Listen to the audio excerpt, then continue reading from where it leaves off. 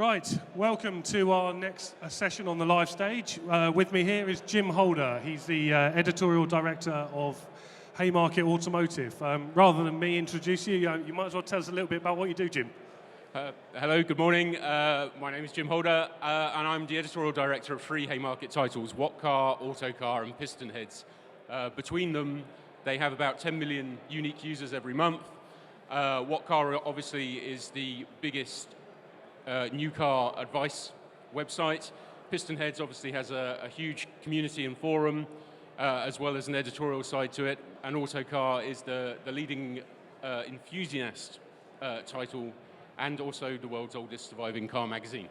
So you've had obviously quite a very interesting career. You've moved from lots of different publications. So tell me a little bit about how that journey's happened and how you've ended up doing what you're doing now.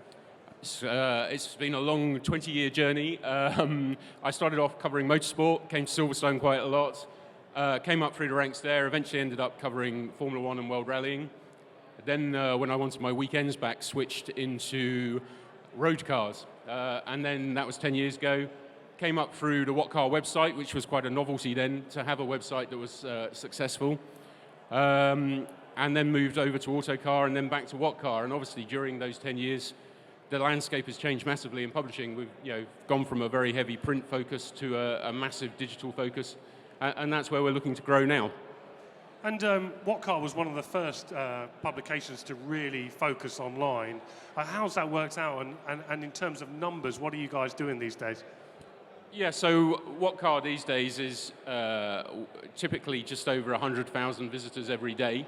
We always say that we essentially fill the equivalent of Wembley Stadium with people looking to buy a car, and they are in-market car buyers. Typically they come to us in the final few months of making a decision, so they really are looking to buy a car. Autocar, in truth, it sort of set off on a digital website journey, just exploring opportunities. It didn't know what was going to happen, like most people. It didn't know that websites would become the future, but it was there at the beginning, and we identified very quickly that it was the way the market was going to go. And we've evolved from there, really, from being the most trusted reviews website, and we've expanded what we do around that since then, with the same emphasis on editorial trust. We've built that over 40 years, and I think that's what sets us apart from our competition. So just how influential is Autocar when it comes to new car buyers looking for their next purchase? We believe it's very influential, and all the response rates back that up. Autocar is typically visited in the final 5 to 6 weeks before someone makes a car purchase. We know from the power of our reviews and the way the manufacturers respond to those reviews that they are incredibly influential. I think one of the most interesting studies we've done recently has been in partnership with other publishers. And that has essentially proved that visitors to our website, visitors to car manufacturers' websites, 90% of them then go on to an independent publisher's website. So 9 out of 10 people who visit a manufacturer's website then go and get some independent opinion from trusted sources. And obviously Autocar is one of those trusted sources. And that gives us an incredibly influential position in assessing the cars, and that's why we have to invest so heavily in making sure that our advice is the right advice. So influence is obviously a very important thing when it comes to car buying. I understand you've done a bit of research, we were chatting about it. Tell me a bit about what that research was about and how influential Autocar is on new car buyers. So a group of publishers, including Haymarket, teamed together, and we essentially handed our data over to a third-party company so that they could track where our visitors to our website went. So the biggest finding, I think, was that these 90% of people who visited the manufacturer websites then went on to an independent publisher's website. And it's absolutely clear to see from the evidence that people want an independent approval of the decisions they're making. And if we don't agree with those decisions, they're then changing their mind to follow what we are saying.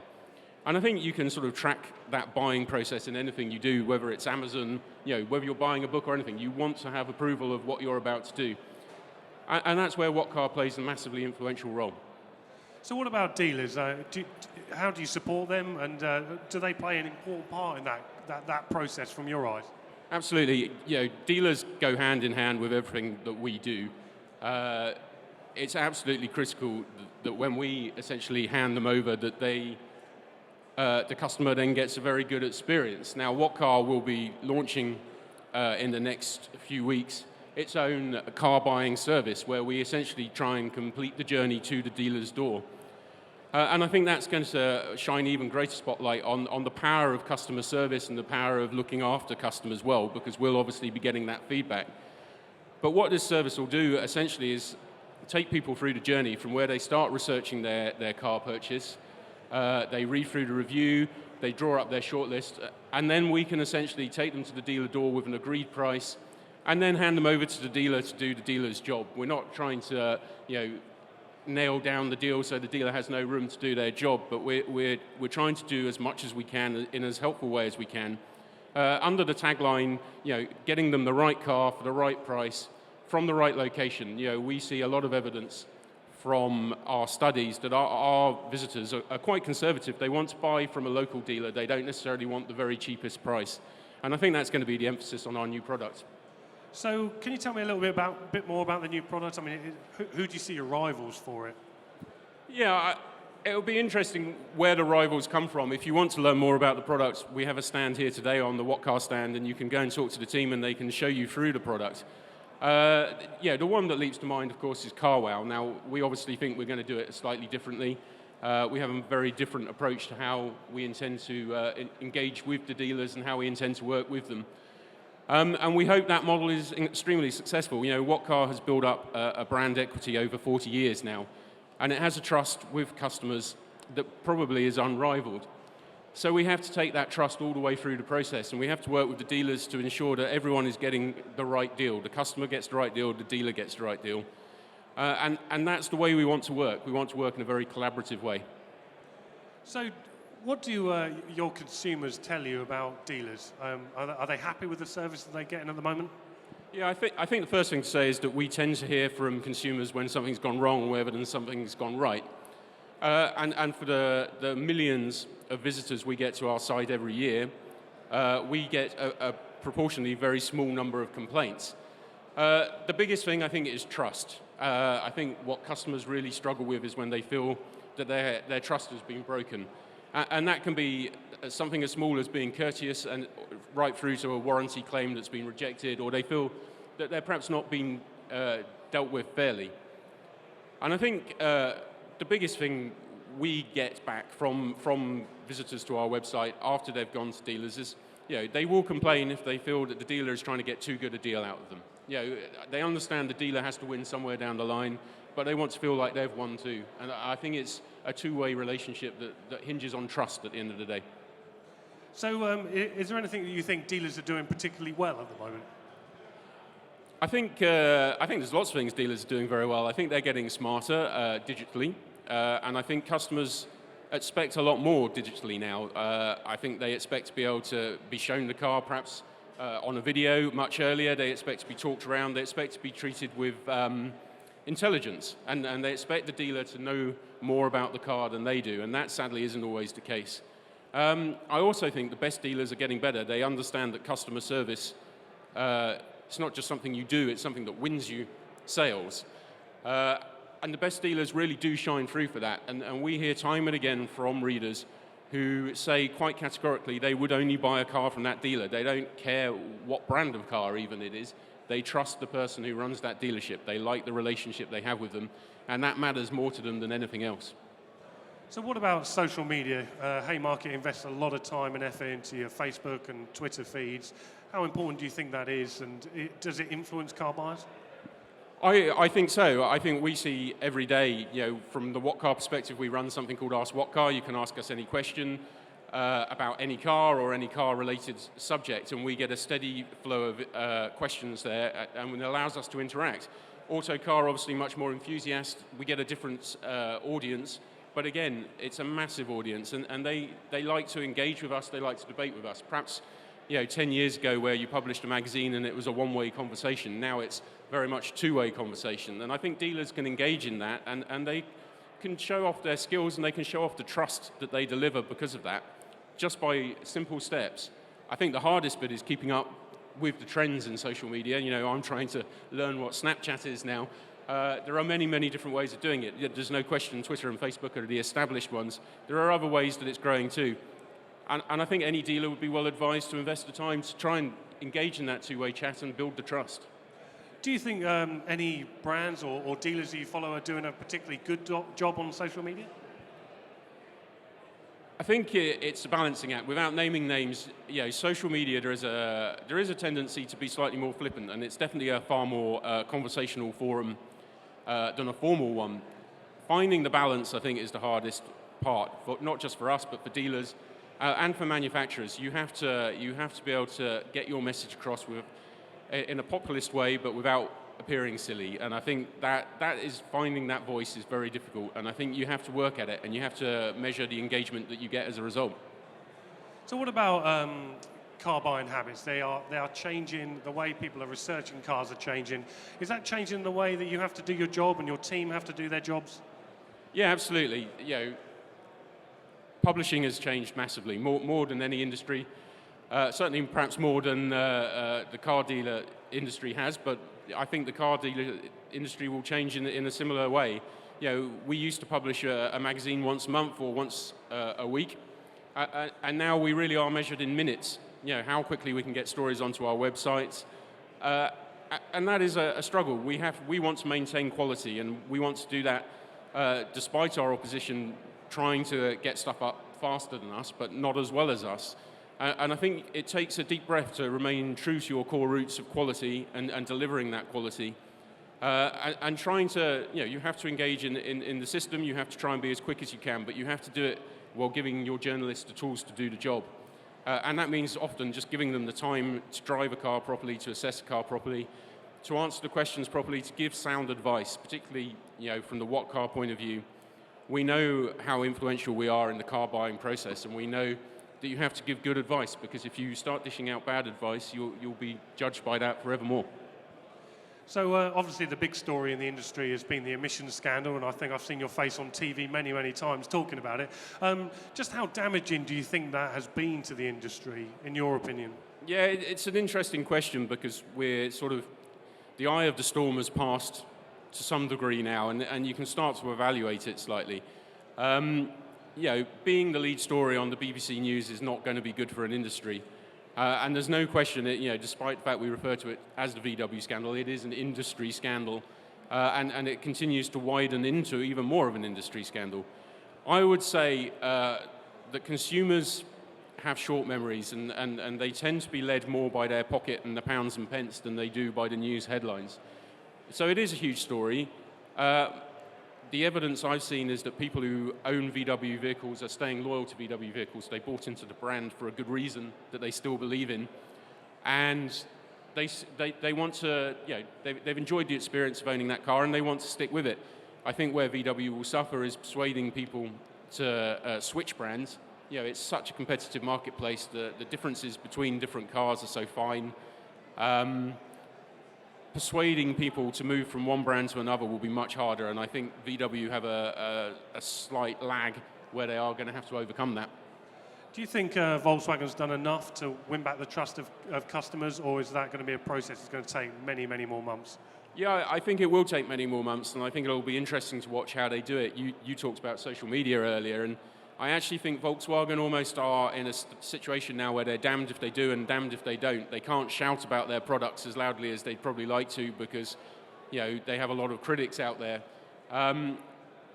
What I think will help swing opinion is if third-party opinion formers can be persuaded that, you know, of the quality of the vehicles they produce, and also that the voice of these third-party people is heard loudly without VW being seen to influence it directly. And I think that's what they've got to work at, and I think dealers can contribute to that process. But, you know, you can't be boastful, but if you can engage customers to talk about your products in a positive way, that's how the wider opinion will probably be changed. There's some incredible deals out there from Volkswagen Group at this time, and they seem to be trying to buy back the market. Have you seen that correspond in search terms on your products? Yeah, absolutely. So one of the most interesting things that happened in the absolute eye of the storm when the scandal broke, about a week into it, we noticed there was a huge spike in traffic on What Car to both used and new car reviews around Volkswagen. And what became clear was that people realized that there could be bargains possibly to be had. You know, you walked in a dealership and it was empty. The dealers wanted to talk to you and they were being incentivized to do that. So absolutely, there was an opportunity. I think it's probably tightening as time goes on. But yeah, the canny buyer moves quickly, and the canny buyer, if we're honest, probably realizes that, you know, essentially the Volkswagen scandal is a historical one. It refers chiefly to an old engine that's no longer on sale. You know, the brand has been tarnished, but the current product is, as far as we know, perfectly legal and among the class-leading cars on the whole. So yeah, people know there's a bargain to be had. One of the things that's happening at CDX is the Autocar Awards. We're very, very delighted that you guys have chosen to host them after this event. Tell me a little bit about that new event and what's going to be happening tonight. Yeah, so later on this evening, we're holding the Autocar Awards. It's in a room with 250 people capacity, and we're delighted. We've not only filled it, but we've filled it with some incredibly influential people from the industry, from CEOs of global companies, across the UK industry, and across pretty much every manufacturer and some suppliers in the United Kingdom. We've held an Autocar Awards for several years, and what we've always been conscious of is trying to do it differently. You know, every publication has an award ceremony, and they tend to list their favorite family car, their favorite small family car, and there is a role for that. But we think with What Car, where we do that, we're at the pinnacle. We have the most trusted, the biggest awards event for that kind of event. So we want to do something slightly different with Autocar. You know, Autocar is an enthusiast title. It has a strong industry leaning. We have fantastic relationships around the world with all of the manufacturer CEOs. So we've tried to identify not just the best cars, but also the people who make them. We've tried to give the awards some personality. And we're delighted at the response. You know, we really have had a fantastic response from both the industry and suppliers to the industry. And we've moved the event. We've moved the event out of London to this event because we've seen what you're doing here. We've seen it's a huge success. And it's the right venue. An enthusiast title couldn't ask to be anywhere better than Silverstone. And I understand you're going to be handing out some awards to some fantastic cars. Can you give her any hints of as to what they'd be? I wouldn't want to give the game away too much, but if you follow the Autocar Twitter feed from 9 o'clock tonight, we'll start putting up the award winners as they're announced in this building. We've got several categories. We've got categories for cars that we calling game changers, which have either moved the standard on in their segment or have redefined how that manufacturer stands in the eyes of us and the consumers. We have a category for 5-star cars. Autocar does a famous road test that it's been doing since 1928. We very rarely give a 5-star verdict. All of those cars that have received 5-star verdicts will be recognized. We have an engineering hero, we have a design hero, we have a motorsport hero. We've tried to pick out the people who really make a difference in our industry and tried to recognize them.